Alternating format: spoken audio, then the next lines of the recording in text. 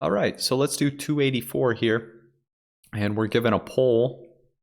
This is the pole, and we're given the force here is 3 kilonewtons. So the force is 3 kilonewtons on this pole. And we're given 2 out of the 3 angles. So we're given beta here is equal to 30 degrees.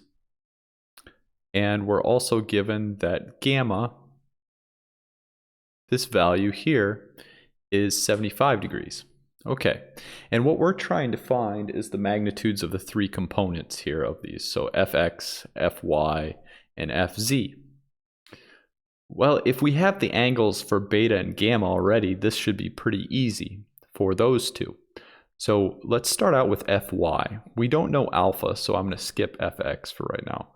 So fy should be equal to the magnitude of f cosine beta, because that's the angle between our f and y here. So cosine 30 degrees, and that should equal 2.60 kilonewtons, and that should be one of our answers. All right, and let's do fz. Fz should just be similar to fy here. We'll have f cosine gamma, and gamma is 75 degrees, so f cosine 75 degrees here. And we come out with fz is 0.776 kilonewtons.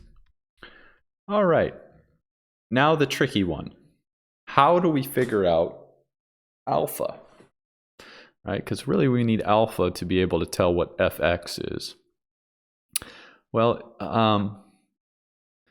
one of the properties of these direction cosines, so alpha, beta, and gamma are known as the direction cosines here. Or cosine of these angles are called the direction cosines. So we know that cosine alpha squared plus cosine beta squared plus cosine gamma squared, that is equal to 1 squared, or just 1. And we can plug in here beta and gamma. So we know beta is 30 degrees, and we know gamma is 75 degrees.